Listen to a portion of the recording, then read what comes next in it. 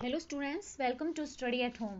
तो आज की इस वीडियो में हम ना DECE 1 का जो दिसंबर 2020 का पेपर था, जो एक्चुअली हुआ फरवरी 2021 में था, तो उसके प्रश्न उत्तर जो है ना वो डिस्कस करेंगे। यानी कि प्रीवियस ईयर का जो हमारा एग्जाम पेपर है ना, उसके प्रश्न उत्तर देखेंगे। तो इसमें हमें जो भी प्रश्न दिए गए हैं उनमें बोला गया है कि पहला है प्रश्न वो तो हमें करना है, अनिवार्य है। बाकी जो भी सारे प्रश्न है ना, ये इनमें से कोई 4 प्रश्न और करने हैं, यानी कि हमें कुल 5 प्रश्नों के उत्तर देने हैं। तो पहला प्रश्न है कि पहले का क भाग है। कल्पना कीजिए कि आप पर 4 वर्षीय 20 बच्चों के समूह का कार्यभार है। तो 3 दिन की क्रियाओं की अनुसूची की योजना बनाइए, जिसमें कि जो बच्चे होते हैं ना, प्रातः 8:30 बजे केंद्र से में पहुंचेंगे और 12:30 बजे दोपहर में वो वहां से प्रस्थान कर जाएंगे। तो तब तक जो भी विभिन्न क्रियाएं आयोजित करेंगे ना, उनका उल्लेख करो। ठीक है, वो हमें बनानी है बच्चों के लिए क्रिया योजना। तो इसके लिए हम ना एक ना तालिका बनाएंगे। ये देखिए मैंने ना एक तालिका बना रखी है इसमें। अब ये एक्चुअली है उसी तरह की, बट इसमें थोड़ा सा ना टाइम चेंज है, क्योंकि ये मैंने किसी और चीज़ के लिए बनाई हुई थी। तो इसमें भी ऐसे ही बनेगी। इसमें जैसे 8:30 बजे से 8:30 बजे का टाइम है, तो इसमें हम क्या लिख देंगे कि 8:30 बजे से और 9 बजे तक का टाइम। तो हम इसमें टाइम चेंज कर देंगे। तो सोमवार, मंगलवार, बुधवार। अब क्या है, मैंने जो सोमवार को क्रियाएं की हैं वो ही मंगलवार और बुधवार को उस टाइम जो मैंने जिस चीज़ के लिए बनाई थी उसमें रिपीट है। बाकी आप ना ये भी कर सकते हैं कि सोम मंगलवार को भी वही क्रियाएं होंगी, बुधवार को भी। अगर आपको थोड़ा बहुत चेंज करना हो ना, तो आप मंगलवार और बुधवार के सामने थोड़ा सा जो भी, अगर आप कोई क्रिया में थोड़ा बहुत बदलाव करना चाहें, जैसे कि देखिए इसमें 10 से 10:30 बजे तक बच्चों को कहानी सुनाना है, और ऊपर 8:30 से 9 बजे तक कविता सुनाना है। तो आप इनको उल्टा सीधा कर सकते हो कि 8:30 से 9 बजे तक बच्चे को कहानी सुनाई जाएगी बुधवार वाले दिन, और मंगलवार वाले दिन कहानी सुनाई जाएगी। इस टाइप से थोड़ा बहुत चेंज कर सकते हो, बाकी क्रियाएं यही रहेंगी। तो हम जैसे बच्चा पहले क्या करेगा, टाइम हम लिख देंगे कि इस टाइम से इस टाइम तक पूरा डिटेल में लिखना है, ताकि मतलब जो भी चेक करेगा उसे अच्छे से समझ आए। और ये चीज़ें ना ज़्यादा मुश्किल नहीं है, क्योंकि या तो आप लोग किसी स्कूल में पढ़ा रहे हो, ना भी पढ़ा रहे हो, तो हम अपने बच्चों को तो जैसे कभी स्कूल में छोड़ने जाते ही हैं। तो हमने देखा होगा घर में छोटा भाई बहन हो या फिर छोटा भतीजा भतीजी हो, हमारे खुद के बच्चे हो कोई भी, तो उनको स्कूल छोड़ने जाते हैं ना, हमें लगभग पता रहता है कि क्या गतिविधियां किस टाइप से की जाती है। और हमने पढ़ाई की है अभी, जो बुक में हमने गतिविधि योजना बनाना सीखा है। तो हमने कुछ सीख लिया और कुछ हमने देख के सीख लिया, तो उससे हम ये बना सकते हैं। जैसे कि टाइम लिख देंगे, उस टाइम में सबसे पहले बच्चे क्या आएंगे, बच्चों का आगमन होगा, फिर बच्चे एक दूसरे का अभिवादन करेंगे, शिक्षिका का अभिवादन करेंगे, आपस में ना हाय हेलो करेंगे बच्चे की, अच्छा तू आ गया, मैं भी आ गया, अच्छा कल क्यों नहीं आया था, इस टाइप से बात करेंगे। फिर बच्चों को ना क्लास में बिठाएंगे, और अगर चाहें, अगर ऐसा होता है ना कहीं पे उपस्थिति रजिस्टर में ली जाती हो, कहीं पे ली जाती है, कहीं पे नहीं ली जाती प्ले में, तो अगर ली जाती हो तो वो उपस्थिति रजिस्टर के अंदर अंकित करेंगी। और फिर बच्चों के साथ ना बात करेंगी कि हम आज दिन भर में ना क्या क्या करेंगे, आप क्या क्या करना चाहोगे, इस तरह से। फिर उसके बाद 8:30 से 9 तक बच्चों को कविता सुनाई जाएगी, और बच्चों को बोला जाएगा कि आप भी सुनाओ। तो इस तरह से गतिविधि की जाएगी। फिर उसके बाद नेक्स्ट आधे घंटे में क्या करेंगे, हम बच्चे को ना कलर, वो कलर का ना रंग भरने की एक गतिविधि है ना, उसका आयोजन करवाएंगे। बच्चे को कोई भी हम ना पेपर पे कुछ भी, या तो ऐसे बोल सकते हैं कि खुद से कुछ बनाओ जो तुम्हें आता है, कि कोई फ्लावर बना दो, कोई फ्रूट बना दो, जो भी तुम्हें आता है। ऐसा नहीं है कि अच्छा आता है तो ही बनाओ, जो आता है बनाओ। या फिर हम बच्चों को ना कुछ ड्राइंग बना के दे सकते हैं, प्रिंट करवा के। जैसे बड़े बड़े फूल बना देंगे और सब बच्चों को शीट दे देंगे, और बच्चों से कहेंगे अपनी पसंद से इसके अंदर कलर करो।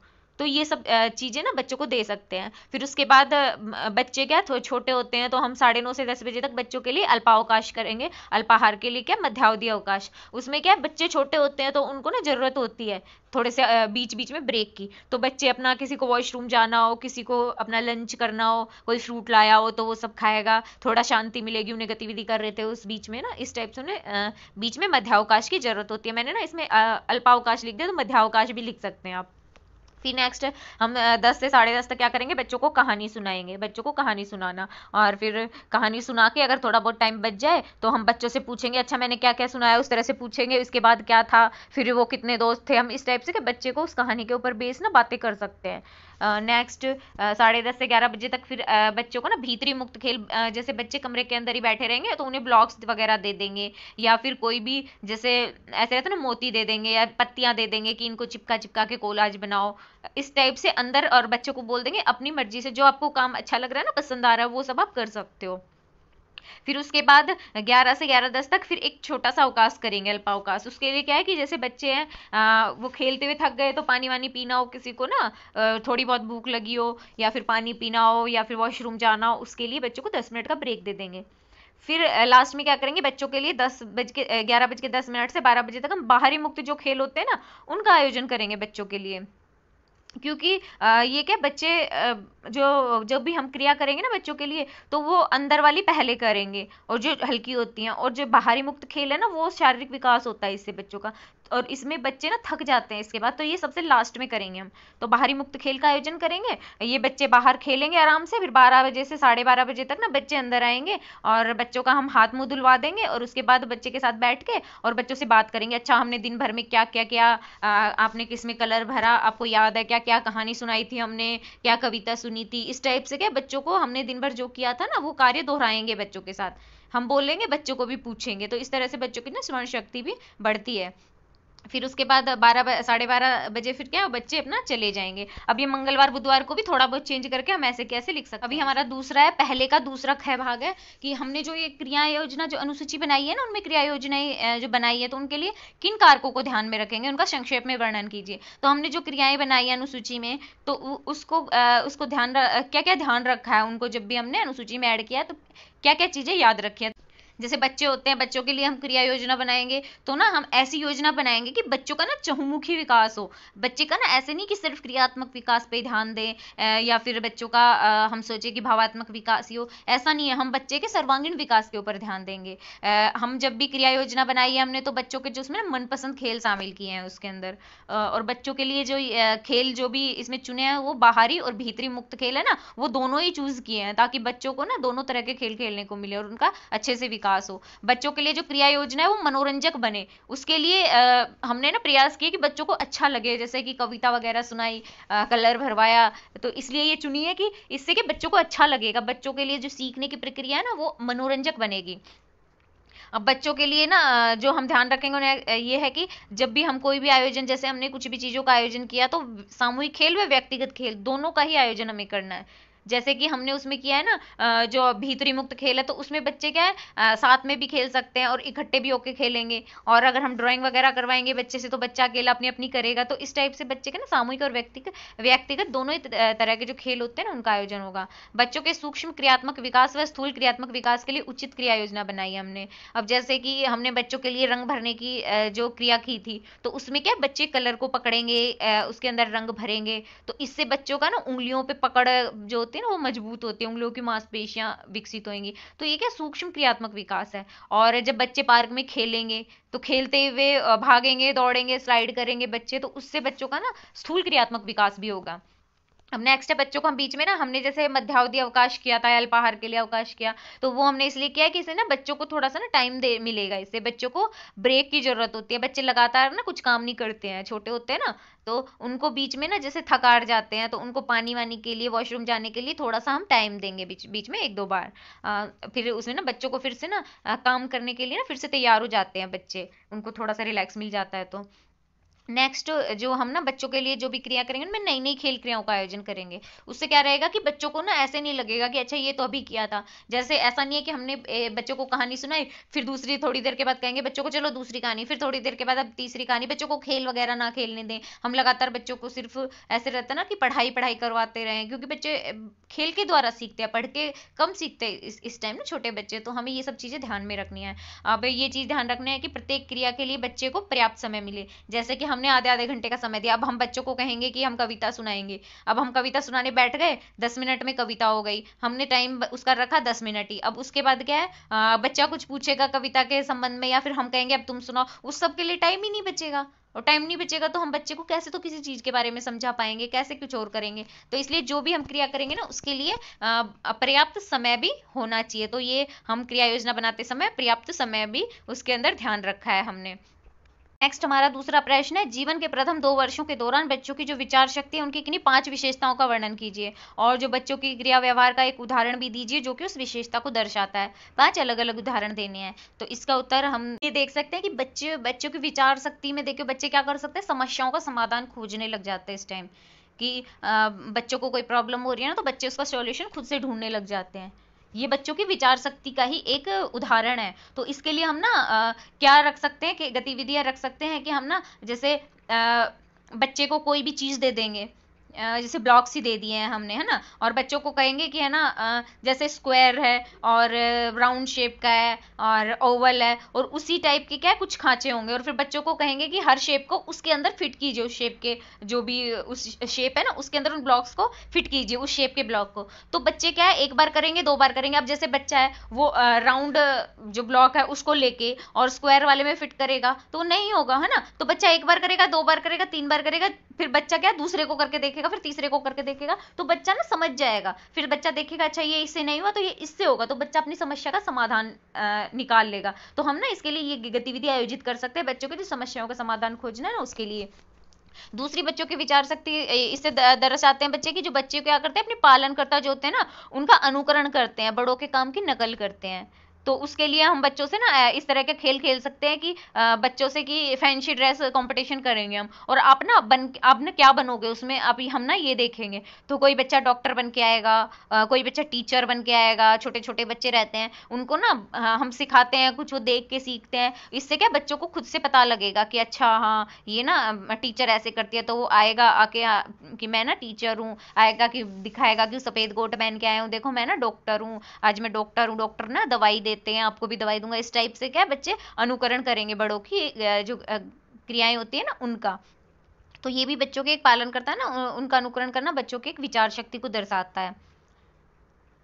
तीसरा होता है बच्चे ना परिवेश का अन्वेषण करते हैं, तो ये विचार शक्ति है। तो उसके लिए हम क्या कर सकते हैं बच्चों को ना छोटे छोटे बच्चों को हम पार्क में ले जा सकते हैं, जो भ्रमण के लिए गतिविधि का आयोजन कर सकते हैं, भ्रमण का छोटा सा। उससे क्या बच्चा किसी चीज को देखेगा पार्क को, फिर पूछेगा कि अच्छा ये क्या है, ये पौधा है ना, ये क्या है, ये अच्छा ये फूल है, अच्छा इसकी पत्तियां ग्रीन है, अच्छा इस वाले फूल में तो कांटे हैं, ये वाले फूल में नहीं कांटे नहीं है, ये पेड़ तो इतना बड़ा है। ये क्या परिवेश का अन्वेषण करेगा बच्चा और उससे नई नई चीजें सीखेगा। तो हम ये गतिविधि भ्रमण की आयोजित कर सकते हैं इसके लिए। नेक्स्ट है बच्चा ना घटनाओं का स्मरण रखता है, चीजें याद करता है, जो कि उसकी विचार शक्ति को दर्शाता है। सिंपल सा है कि बच्चा विचार करता है तभी तो पुरानी बातों को याद कर रहा है ना। तो हम उसके लिए क्या कर सकते हैं, हम ना बच्चा है तो बच्चे से ना ऐसी ऐसी गतिविधि का आयोजन कर सकते हैं कि हम बच्चे से पूछेंगे कि अच्छा हाँ तुमने कल क्या क्या किया था, या हमने क्लास में कल क्या क्या किया था। या हम ऐसे कर सकते हैं कि हम ना एक बच्चों को कविता सुनाएंगे, उसके बाद ना वाद विवाद या प्रश्न उत्तर का ऐसे डिस्कस करेंगे। अच्छा मैंने क्या कविता सुनाई, उसमें एक द लाइन बताओ, उसमें क्या था, अच्छा फिर क्या ये ऐसे हुआ तो ये क्यों हुआ। इससे क्या है बच्चों को चीजें याद रहेंगी और बच्चे ना बताते भी हैं। या फिर कभी हम जैसे उनसे नहीं पूछते हैं कि अच्छा पार्क में कौन कौन जाता है, तो बच्चा बताएगा हाँ मैं जाता हूँ मैं जाता हूँ, तुमने क्या क्या देखा। तो बच्चे ना जो देखा होता है वो सब बताते हैं कि हाँ वहां पे झूला था, स्लाइड था, फिर मैं वहां पे गया, फिर मैं स्लाइड से गिर गया। तो इस टाइप की बातें बच्चा बताएगा, तो इससे क्या उनकी स्मरण शक्ति है ना उसका पता चलता है। नेक्स्ट है बच्चा ना बड़ों की जो भाषा होती है ना उसके प्रति अनुक्रिया दिखाता है। तो उसके लिए हम क्या कर सकते हैं बच्चे के साथ खेलने के लिए बच्चों के साथ हम ना ऐसे छुपम छुपाई खेल सकते हैं कि हम कहीं छिप जाएंगे फिर आवाज लगाएंगे कि है ना हम यहाँ हैं इधर आओ। तो क्या बच्चा दौड़ दौड़ के जाएगा, बच्चे के भले कुछ समझ नहीं आ रहा लेकिन आवाज जहां से आ रही होती है ना तो बच्चा क्या है उस साइड जाएगा और वो समझ जाता है कि है ना अच्छा आवाज उधर से आ रही है ना तो इसका मतलब वो आदमी भी उधर ही है। तो इसका मतलब बच्चे में विचार सकती है, तभी तो वो सोच रहा है। नेक्स्ट हम कोई रंग भरने की गतिविधि कर सकते हैं। उसके लिए बच्चे को ना ऐसे बोलेंगे कि है ना अच्छा आप ना इसके अंदर अपनी पसंद से कलर भरो। तो बच्चे क्या इतने सुंदर सुंदर कलर भरेंगे, कोई एक ही जैसे अगर हमने बच्चे को फूल दे दिया, अब फूल एक ही रहेगा लेकिन बच्चे के अपनी अपनी विचार शक्ति कल्पना शक्ति से ना इतना अलग अलग कलर भरेंगे जो उनको पसंद हो। ये नहीं सोचेंगे कि क्या कलर होना चाहिए क्या नहीं होना चाहिए, इसको कैसा लगेगा उसको कैसा नहीं, बच्चे अपनी मर्जी से काम करते हैं। तो ये भी उनकी विचार शक्ति को दर्शाता है। अभी नेक्स्ट हमारा प्रश्न है प्रश्न जो तीसरा है प्रश्न है प्रश्न 3 का क। वे 4 विशिष्ट सुझाव बताइए जो आप 1 माह के शिशु के माता पिता को उनके जो बच्चा है ना उसके प्रथम वर्ष के जो भाषाई विकास के दौरान जो होता है ना उसके विकास के लिए प्रोत्साहित करने के लिए देंगे जो सुझाव। मतलब एक माता पिता को आप ये सुझाव दें कि है ना जो बच्चे का प्रथम वर्ष में भाषाई विकास है ना उसके लिए वो क्या क्या करें। तो इसका उत्तर है जैसे पालनकर्ता क्या कर सकते हैं कि जो वो वाक्य या शब्द बोले ना तो वो सरल व छोटे छोटे होने चाहिए, क्योंकि बच्चा क्या है अभी छोटा होता है, उसे बड़े बड़े वाक्य के समझने में कम आते हैं, बच्चा कंफ्यूज हो जाएगा। तो सरल सरल छोटे छोटे शब्दों के बारे में उनसे बातें करें छोटे छोटे शब्दों का इस्तेमाल करके। जैसे अगर आपको खाना खाना है तो हम ना ऐसे नहीं कहेंगे कि चलो हम खाना खाएंगे, नहीं हम क्या कहेंगे उसे कि है ना खा खा खा खा, या फिर बच्चे को नींद करनी है, नींद आ रही है, तो हम बच्चे को ना ये नहीं कहेंगे कि है ना चलो अब सो जाओ, हमें ये नहीं कहेंगे, हम कहेंगे चलो नींद करते हैं। तो इससे क्या वाक्य सरल छोटा हो गया और बच्चे ना उसके प्रति अनुक्रिया दिखाते हैं, बहुत खुश होते हैं, उन्हें लगता है कि हम भी ना समझ रहे हैं और वो और ज्यादा उसे समझने का प्रयास करते हैं। नेक्स्ट दूसरा हम पालनकर्ता क्या कर सकते हैं, सर्वनाम होता है ना, जैसे सर्वनाम जैसे नाम, उसकी जगह पे संज्ञा शब्द का अधिक प्रयोग करें, सर्वनाम शब्द के बजाय संज्ञा शब्द का ज्यादा प्रयोग करें। जैसे बच्चे कहेंगे ना अरे हाँ मम्मा मम्मा ने ना ये किया, मैं हम वहां जाएंगे, वो किया, उसने वो किया, उसने वो किया, उसकी जगह कहेंगे मम्मा ने ये किया, पापा ने वो किया, वो वहां जाएंगे। उसकी जगह जो जो सर्वनाम शब्द होते हैं उनकी जगह संज्ञा शब्दों का ही प्रयोग करें, ताकि बच्चों को समझने में आसानी हो। जैसे हम बच्चे को ही हम बुलाएंगे तो हम बच्चे को ये कहेंगे कि है ना बच्चे का नाम रहेगा कि समझो बच्चे का नाम है बंटू, तो हम कहेंगे ना बंटू इधर आओ, या फिर हम कहेंगे अरे बंटू, तो वो बच्चा उधर देखेगा आएगा, और हम ये कहेंगे ना आप इधर आओ, तो वो सब बच्चा इतना समझे नहीं समझे और हम उसका नाम ही ले देंगे ना सीधा, तो बच्चा ज्यादा कैच करेगा। नेक्स्ट है बच्चों को लोरियां सुनाए, है ना, लोरियां सुनाए, कहानी सुनाए, इससे क्या बच्चों का भाषा विकास बहुत अच्छा होता है। बच्चों को जो लोरियां होती है ना, लयबद्ध गाने होते हैं, लयबद्ध भाषा होती है, वो बच्चों को बहुत ज्यादा पसंद होती है। तो इसलिए अगर लोरी सुनाएंगे तो बच्चों का ना शब्द भंडार होता है वो बढ़ेगा, बच्चे ज्यादा शब्द धीरे धीरे सीख जाएंगे, तो इससे भी बच्चों का भाषाई विकास होता है। तो पालनकर्ता बच्चे को लोरी या कहानी भी सुनानी चाहिए। नेक्स्ट है जो बच्चे ध्वनियां निकालते हैं ना, उनके प्रति पालनकर्ता को प्रतिक्रिया जरूर दिखानी चाहिए। जैसे बच्चे छोटे होते हैं, पहले वो कूजन करते हैं, बालालाप बबलाते हैं, ये सब करते हैं ना, तो उन्हें अगर प्रतिक्रिया नहीं दिखेगी ना अपने कार्य के प्रति, तो बच्चे उदासीन हो जाते हैं। तो थोड़े दिन तो करते हैं, फिर उसके बाद बच्चे वो जो क्रियाएं होती हैं जैसे बालालाप करना, वो छोड़ देते हैं। तो उससे बच्चे का ना भाषाई विकास प्रभावित हो सकता है। इसलिए जब अगर बच्चा जैसे बालालाप करे तो उसके साथ माता पिता या पालनकर्ता होता है ना, वो भी बालालाप करे, बच्चा कूजन करे तो उसके साथ ना बैठ जाएं और उसके साथ स्माइल करे, जब वो कूजन करे तो उसके साथ आवाज निकालें। इससे बच्चा ना और जोर से उत्साहित होकर ये सब करेगा, तो उसकी भाषा का विकास होगा धीरे धीरे। तो ये सब बच्चे का भाषा के विकास के लिए पालनकर्ता कर सकते हैं। अब जो एक शाला पूर्व शिक्षिका है, वो 4 वर्षीय बच्चे के जो सामाजिक विकास में सहायता के लिए आयोजित की जाने वाली 3 क्रियाएं जो होती है ना, उनका संक्षेप में वर्णन करना है, और ये बताना होगा कि जो प्रत्येक सामाजिक क्रिया है ना, वो जो क्रिया होती है वो सामाजिक विकास में कैसे सहायक होगी। तो इसका उत्तर देखिए इधर है। अब इसके लिए टीचर क्या कर सकती है, बच्चों के लिए ना सामूहिक खेल क्रिया का आयोजन कर सकती है।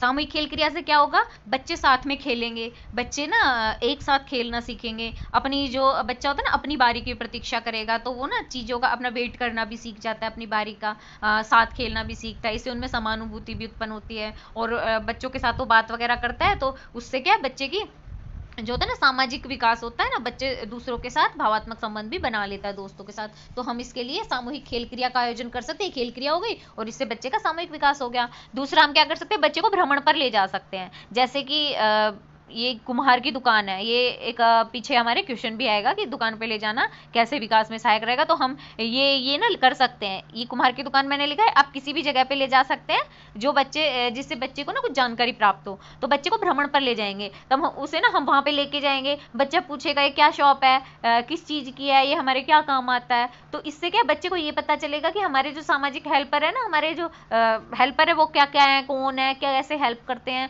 और हमारे आसपास क्या क्या चीजें होती हैं, बाजार होता है उसमें ये चीजें मिलती हैं, है ना, दुकानों पे ये चीजें मिलती हैं, अगर दुकानों पे ना मिले तो हम कहाँ से लें। तो इस टाइप की चीजें हैं, बच्चा अपने आस पड़ोस के जो वातावरण परिवेश होता है ना उसके बारे में जानेगा, भ्रमण पर लेके जाएंगे तो आसपास की चीजों के बारे में जानेगा, तो बच्चे को ना अपने समाज के बारे में पता चलेगा, तो बच्चे का सामाजिक विकास हो जाएगा। तीसरा हम कर सकते हैं कि जो बच्चा होता है ना उसके साथ प्रश्न उत्तर ऐसे ना एक गतिविधि आयोजित कर सकते हैं कि चलो बताओ क्या क्या हुआ था, कल क्या क्या हुआ था, परसों क्या क्या हुआ था, आप वहां गए थे, आप कहाँ गए थे, अच्छा आप नानी के घर पे छुट्टियों में गए थे, आपने क्या क्या देखा। इस तरह से बच्चों के साथ ना एक प्रश्न उत्तर आयोजित कर सकते हैं। बच्चे से पूछेंगे, बच्चा याद करेगा, बच्चा बताएगा अच्छा हाँ वहां पे ना वो थे, फिर नानी के घर में गए, वहां पे पड़ोस में ये था, वहां पे भी 2 बच्चे थे। इससे क्या बच्चे को ना बहुत सारी चीजों के बारे में बताएगा, बहुत सारी चीजें याद रखेगा, और बच्चों का ना सामाजिक विकास में बढ़ावा मिलेगा इस क्रिया से। नेक्स्ट हमारा प्रश्न संख्या 4 है, जिसका क्या पार्ट है, एक शाला पूर्व शिक्षिका जो है वो 3.5 वर्ष के बच्चों का समूह उसे कुम्हार की दुकान पे भ्रमण के लिए लेके गई है, ठीक है, योजना बनाई है उसकी। तो क्या यह भ्रमण बच्चों के विकास जो होता है ना उसे बढ़ावा देगा, और देगा तो अपने उत्तर की पुष्टि करके वर्णन कीजिए कि कैसे देगा।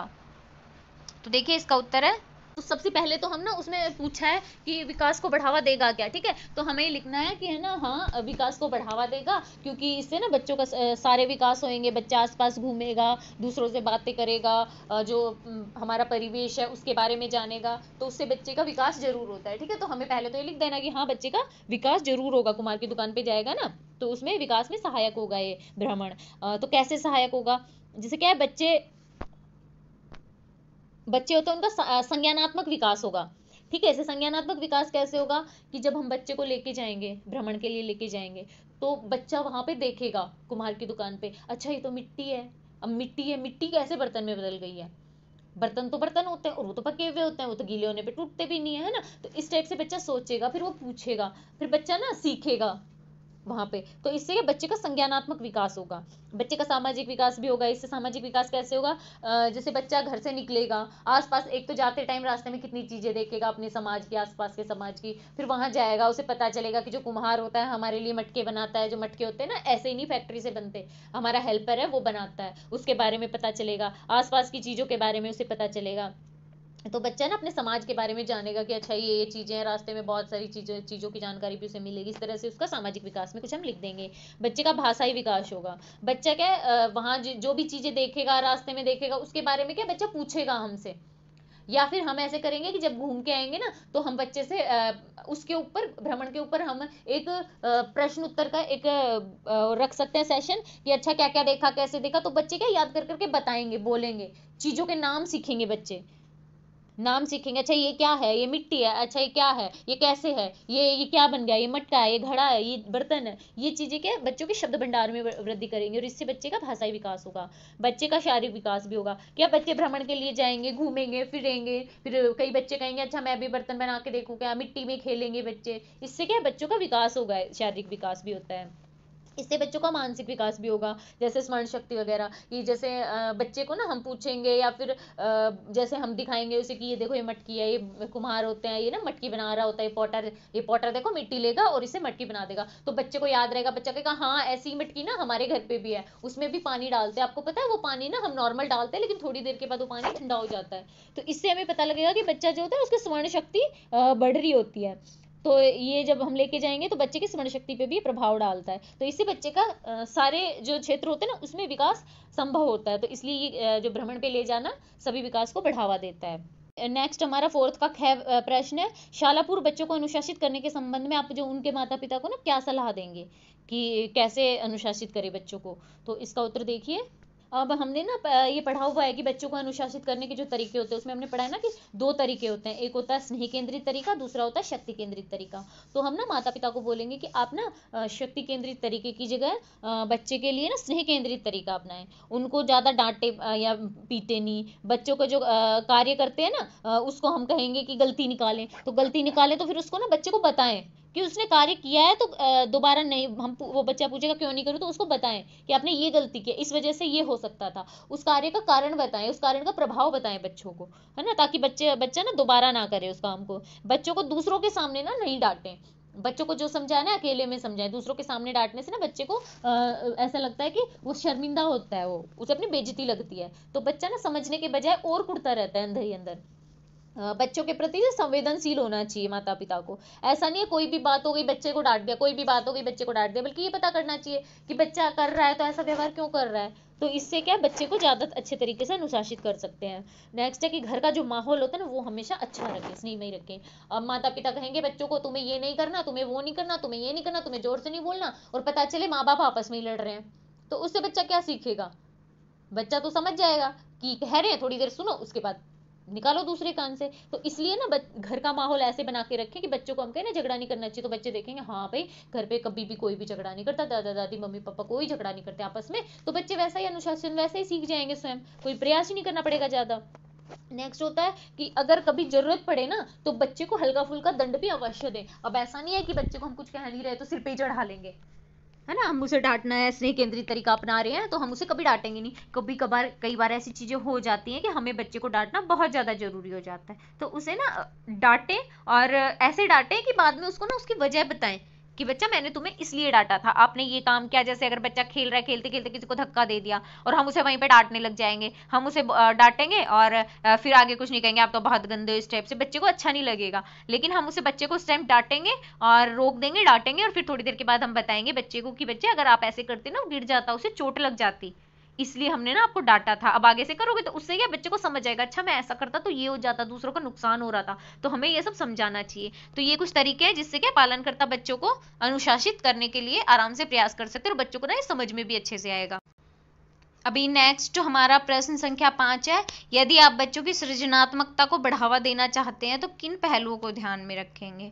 तो इसका उत्तर है, बच्चों के अंदर सृजनात्मकता है ना, वो वैसे ही भरी होती है, लेकिन उसके लिए बच्चे को ना थोड़े मौके भी मिलने चाहिए होते हैं। अगर बच्चा तो कुछ करना चाह रहा होता है, लेकिन अगर हम उसको बांध के रख दें तो उससे बच्चा कुछ नया नहीं सीख पाएगा। तो हम क्या करें, बच्चों को नया करने के अवसर प्रदान करें। तो इसमें हम लिख देंगे कि बच्चा जैसे कुछ कर रहा हो तो बच्चे को खुद से कार्य करने के मौके देने चाहिए, बच्चा कुछ नया करेगा, उससे खुद से सीखेगा, ये कुछ इसके अंदर लिख सकते हैं। दूसरा पॉइंट हम लिख सकते हैं, बच्चों को स्वयं कार्य चुनने दें और उसके बाद ना जब वो चुन ले तो उनका प्रोत्साहन करें। अब जब बच्चे को हम ना ऐसे कहेंगे कि आप खुद से ये काम करके दिखाओ, या जैसे हम बच्चे को ना बोल देंगे कि ना अच्छा आपको मैंने ना ब्लॉक्स दे दिए, आप मुझे एक अच्छी सी चीज करके बना के दिखाओ, इससे हम ना कुछ बोलेंगे नहीं बच्चे को कि आप यही बनाओ, तो बच्चा उससे कुछ भी चीज बनाएगा। बच्चा अपनी कल्पना शक्ति से ना बहुत अच्छे से कोशिश करेगा, वो आपको भले ही अच्छा लगे ना लगे, लेकिन बच्चे के लिए बहुत बड़ी उपलब्धि होती है। देखो मैंने टावर बना दिया, ये देखो मैंने ट्रेन बना दी, ये देखो मैंने लॉयन बना दिया ब्लॉक से। तो जब वो ऐसा बनाए और ऐसा करके बच्चे की सोच की तारीफ करें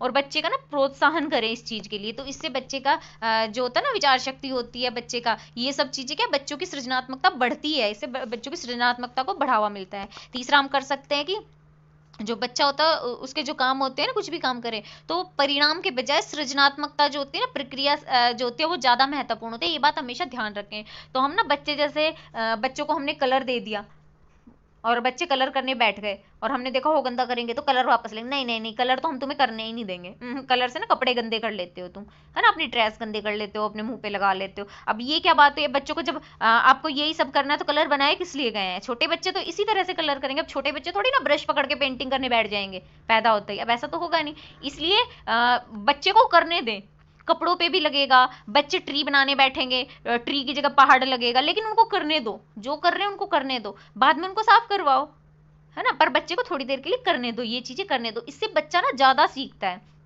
तो आप परिणाम ना देखें बल्कि जो सृजनात्मकता है ना वो देखें, इससे बच्चा कितना सीख रहा है, जो सीख रहा है वो उस चीज को ध्यान में रखना है, ये नहीं ध्यान में रखना इससे कपड़े गंदे होंगे, इससे मुंह पे कलर लग जाएगा, इससे टाइम खराब हो रहा है, ये चीजें हमें बिल्कुल नहीं देखनी है।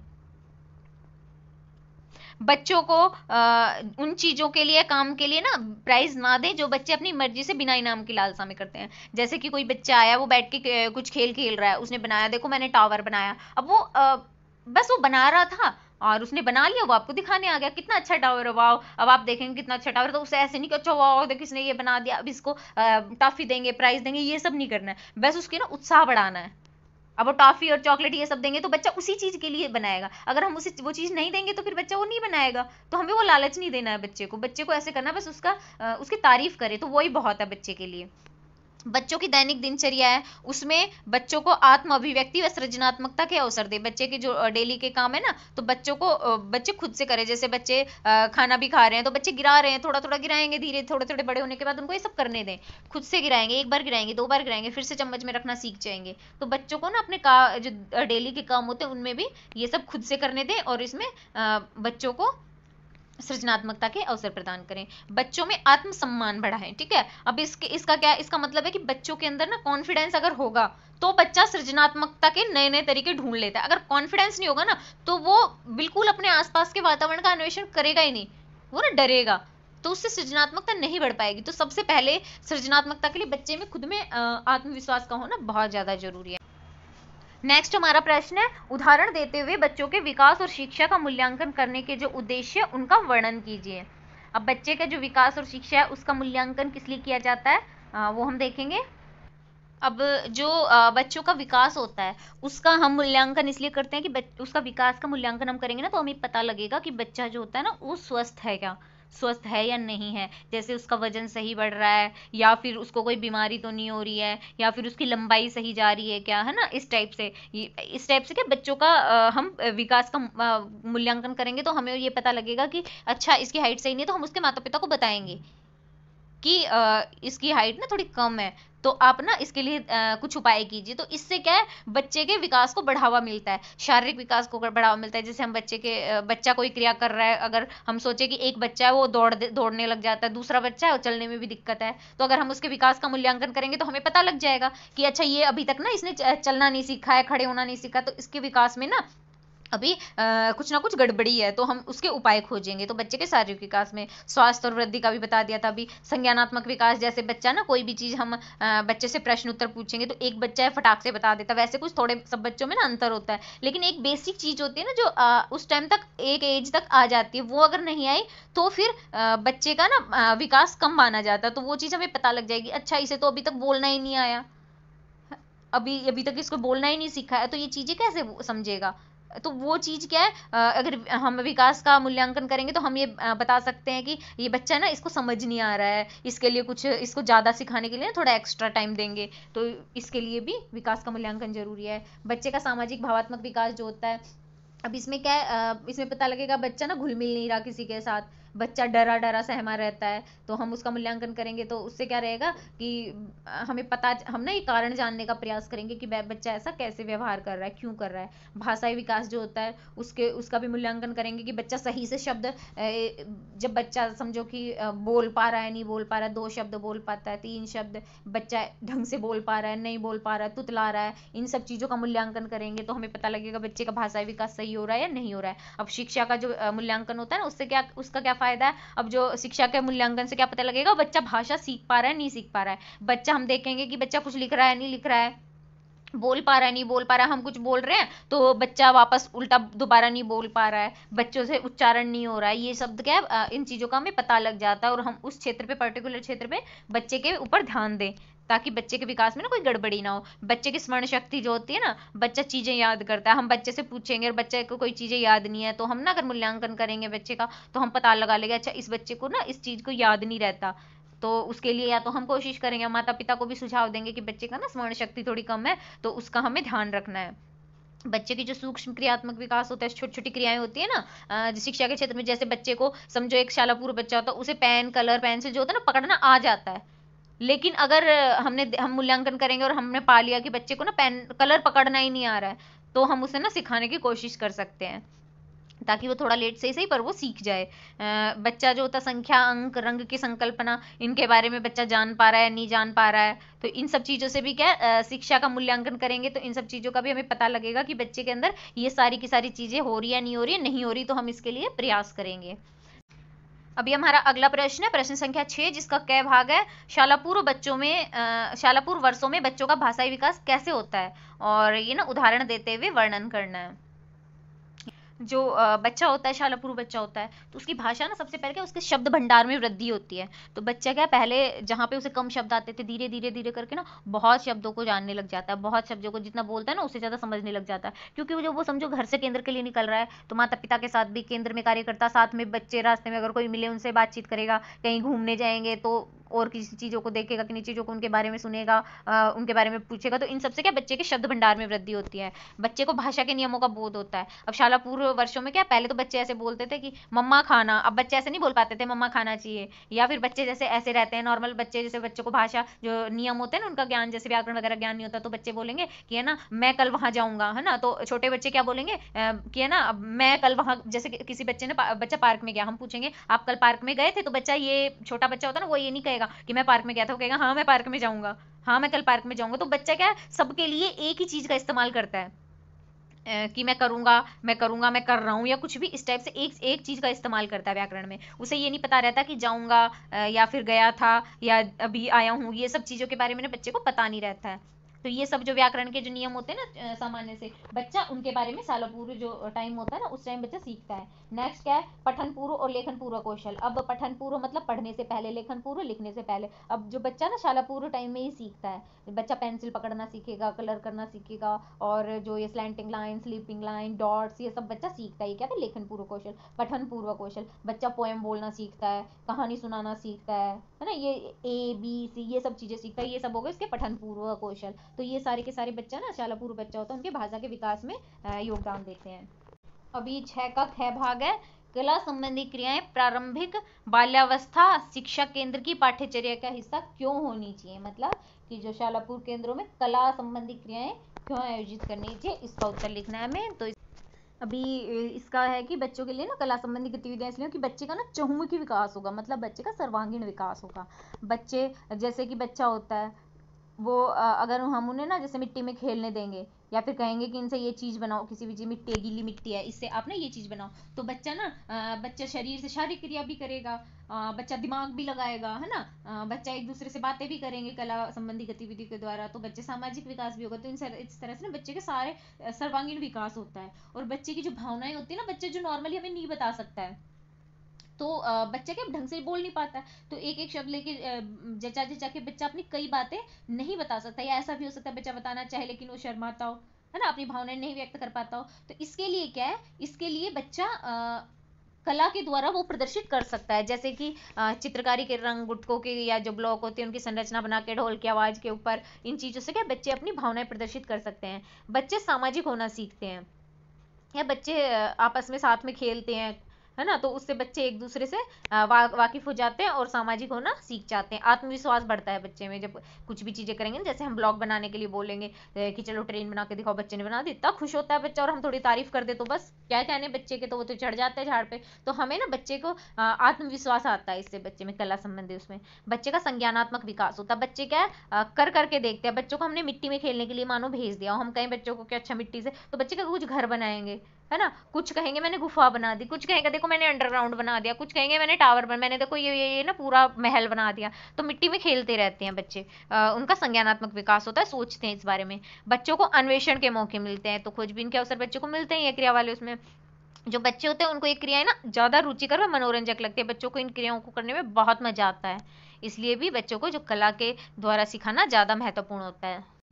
अभी नेक्स्ट है हमारा, निम्नलिखित में से किन्हीं दो के उत्तर दीजिए। तो मतलब ये 4 हैं, इनके ऊपर आपको लिखना है, पूछा है, इनमें से आपको ना 2 बताने हैं। तो अभी हम तो इसमें चारों ही करते हैं। तो पहला है निर्णायक अवधियां, विकास की निर्णायक अवधियां। अब निर्णायक अवधियां क्या है, तो ये हमने ना बड़ा प्रश्न किया हुआ है, जैसे कि आपने पढ़ा था ना कि निर्णायक अवधियां कुछ होती है, जैसे कि एक बच्ची होती है, वो बोलने के लिए, उसके लिए जो बोलने के लिए उसे सीखना जरूरी होता है, और उस टाइम बच्ची को ना वो अनुभव भी मिलना चाहिए, जब बच्ची बोलने की कोशिश करे तो वो उसके लिए निर्णायक होता है। तो निर्णायक अवधि वे अवधियां हैं जो बच्चे के विकास और ज्ञान को प्रभावित करें, उन्हें निर्णायक अवधि कहा जाता है। जैसे कि बालिका होती है, बोलने के लिए जब बोलने के कौशल सीखे ना, तो उसके लिए जैविक रूप से तैयार होती है। जब जैसे बालिका बोलना प्रारंभ करे तो उसके स्वरतंत्र होठ और जीभ पर नियंत्रण जरूरी रहता है इस चीज के लिए, उसका मस्तिष्क भी विकसित होना चाहिए। तो ये क्या है, उसकी बच्ची जब परिपक्व हो जाती है तो निर्णायक अवधि है किसकी, भाषा सीखने की। नेक्स्ट होता है जैसे कि गर्भावस्था है, उसके जो प्रथम 3 महीने होते हैं ना, वो भी गर्भ में जो बच्चा पल रहा है ना, उसके लिए निर्णायक अवधि होते हैं क्योंकि उस टाइम क्या है, अगर माँ को कोई भी प्रॉब्लम हुई तो वो बच्चे को नुकसान कर सकती है। जैसे अगर उनको जर्मन खसरा हो गया, तो बच्चा होता है ना, उसके मतलब उसके कोई भी समझो कि बहुत से अंगों को विकृत कर सकता है बच्चा, बच्चे के जो अंग होते हैं ना, विकृत पैदा हो सकता है बच्चा। तो ये सब चीजें क्या बच्चे की निर्णायक अवधियां होती हैं। नेक्स्ट ऐसे रहता है कि बच्ची जब भावात्मक जो विकास होता है ना, उसमें निर्णायक अवधि होती है कि बच्ची माता पिता के साथ सबसे पहले भावात्मक संबंध बनाती है, और उस टाइम अगर माता पिता से उसे अच्छा प्रेरणा या भावात्मक संबंध ना मिले ना, तो बच्ची आगे जाके दूसरे लोगों के साथ भी सामाजिक संबंध बनाने में ना बच्चे को परेशानी होती है। तो ये सारी की सारी जो अवधियां हैं निर्णायक अवधियां हैं, तो इसे आप इस टाइप से लिख सकते हैं। अभी नेक्स्ट हमारा है दूसरा, शालापुर केंद्र में अभिभावकों की सहभागिता। मतलब कि जो अभिभावक होते हैं वो शालापुर जो बच्चे होते हैं ना, उसमें कैसे उनके केंद्र में ना कैसे सहभागी हो सकते हैं। तो उसके लिए जैसे क्या कर सकते हैं, जो पालन करता होता है वो ना जो माता पिता होता है ना, उनसे बच्चे के विषय पे बातचीत कर सकता है, जैसे कि या तो वो छोड़ने आए या फिर जब लेने के लिए आए ना, उस टाइम पे ताकि क्या आने जाने का समय भी बचे। या फिर ऐसे कर सकता है, अगर पास में है या फिर पालनकर्ता को टाइम है तो वहाँ पे जा सकता है उसके पास में। तो इससे क्या बच्चों के बारे में पूरी जानकारी कार्यकर्ता को प्राप्त हो जाएगी और बच्चे के विकास को बढ़ावा मिलेगा। और जो पालन करता है उन्हें भी अपने बच्चों के बारे में पता लगेगा कि मेरा बच्चा स्कूल में ऐसा नेचर है, घर पे ऐसा है तो स्कूल में ऐसा है। तो इस टाइप से क्या है बच्चे को बच्चे के बारे में पता लगता है। और माता पिता कोई भी चीज़ बताएंगे तो पालन करता है ना उस चीज़ को देखेगा, अच्छा ये ऐसा व्यवहार करता है तो ऐसा करता है तो क्यों करता है। उसके बाद वो क्या कर सकते हैं कि जो पालनकर्ता होते हैं है ना, वो ऐसे सोचे, ऐसा नहीं सोचना उन्हें कि ना केंद्र से कोई पूछेगा आएगा तभी हम अपने बच्चे के बारे में बताएं। खुद पालनकर्ता भी ना जाके स्कूल में या फिर बच्चे से कि स्कूल में क्या हुआ इस टाइप से, या फिर स्कूल में जाके जाएं उसे छोड़ने तो कि अच्छा ये कैसे करता है, इसका नेचर कैसा, इस टाइप से बात कर सकते हैं। नेक्स्ट क्या कर सकते हैं कि जैसे स्कूलों में कोई फंक्शन मनाया जाए तो उसमें जो पालन करते होते हैं उन लोगों को बुला सकते हैं, तो क्या वो आपस में भी एक दूसरे को जानेंगे पालन करता और बच्चों को भी अच्छा लगेगा। बच्चों को जैसे मेले वगैरह में ले जाएं तो उस टाइम भी पालन करता साथ में जा सकते हैं। इससे भी ना बच्चों का और जो पालन करता होता है उनकी सहभागिता बढ़ेगी। इन सब के अलावा ना जैसे कोई भी और फंक्शन वगैरह हो तो उसमें भी पालन करता जा सकते हैं। जो अभिभावक होते हैं वो डायरी वगैरह में भी लिख के और पालनकर्ता को नोटिस भेज सकते हैं बच्चे के बारे में। या फिर जो पालनकर्ता होते हैं उन्हें कोई दिक्कत है तो वो भी क्या है बच्चे को डायरी वगैरह में लिख के भेज सकते हैं। इससे क्या है इन सहभागिता से क्या होता है बच्चे के बारे में पालनकर्ता और अभिभावक दोनों को बराबर पता चलता है कि बच्चा क्या कर रहा है, कैसे कर रहा है, उसका विकास सही हो रहा है नहीं हो रहा है ना। तो वो सब चीज़ें बच्चे के बारे में पता लगती हैं। तो इस टाइप से हम लिख सकते हैं कि जो शालापुर केंद्र में अभिभावकों की जो सहभागिता है वो बहुत ज़रूरी होती है। नेक्स्ट हमें करना है जो बच्चे के प्रथम 3 वर्ष है ना उसमें स्थूल क्रियात्मक विकास कैसे होगा। अब स्थूल क्रियात्मक विकास क्या है, स्थूल क्रियात्मक विकास वो होता है जिसमें भागा दौड़ी शारीरिक विकास होता है। जैसे कि इसमें क्या क्या कैसे होता है बच्चे ना दौड़ने लग जाते हैं, पकड़ा पकड़ी खेलते हैं, घुटनों के बल भाग वो चलते हैं, जंप करते हैं, हुप हुप करके खेलते हैं, ढूंढना, पकड़ा पकड़ी, छिपम छिपाई, पीछा करना, किसी चीज़ पे चढ़ना, झूला झूलना, दौड़ लगाना, एक्टिंग करना, ये सारे के सारे क्या है शारीरिक विकास है। और ये सारे के सारे स्थूल क्रियात्मक विकास को बढ़ावा देते हैं। किसी चीज़ की नकल कर रहे हो बच्चे, बच्चे रनिंग खेल रहे हो, बाधा दौड़ खेल रहे हैं, चीज़ रखें फिर उसको उसके ऊपर से छलांग लगा के जाएंगे, फिर थोड़ा सा दौड़ेंगे, फिर कोई चीज़ आ जाएगी, फिर छलांग लगाएंगे, स्लाइडिंग जो होता है ना उससे बच्चे स्लाइड करते हुए आएंगे। इससे क्या है बच्चों के ना शारीरिक क्रियाएं होती हैं, मांसपेशियां, उनका विकास होता है। और इससे बच्चे का ना स्थूल क्रियात्मक विकास भी से हम बोल सकते हैं। और बच्चा ऊंचाई से कूदता है तो पहले बच्चा थोड़ा ऊंचा कूदेगा, फिर उसके बाद बच्चा थोड़ा और ऊंचा कूदना सीख जाता है, फिर थोड़ा और ऊंचा कूदना सीख जाता है। और इस तरह के खेल में बच्चे को ना मजे आने लग जाते हैं। तो ये चीज़ के बच्चे जो शालापूर्व उम्र में ना ये सब चीज़ें बच्चे के लिए ना खेल के लिए होती हैं जो कि उनका स्थूल क्रियात्मक विकास करती हैं। जो जैसे लुक्का छिपी का खेल है, बच्चा छुप रहा है, इधर उधर जाके बहुत देर ढूंढता है, इधर जाएगा उधर जाएगा, तो इससे भी बच्चे का ना विकास होता है। इसे बच्चे को पता चलता है कि इधर से उसकी आवाज़ आ रही थी, अच्छा उधर गया, छत पे गया, ये छिपने की तो जगह है, इधर तो जगह इतनी थोड़ी सी है तो छिप नहीं सकेगा। तो इससे बच्चे का ना विकास होगा, ढूंढेगा, क्रिया करेगा। बच्चा धीमी गति व संतुलन बनाए रखने से संबंधित खेल क्रियाएं करना सीखता है। जैसे कि रनिंग करेगा है ना, साइकिल चलाएगा बच्चा, धीरे धीरे चलाएगा, फिर अच्छा अभी मुझे ब्रेक लगाना है, ये सारी की सारी उसकी स्थूल क्रियात्मक विकास होता है। नेक्स्ट हमारा है जो 13 से 36 माह के दौरान बच्चों की जो स्व संकल्पना होती है उसका विकास होता है ना, वो बताइए।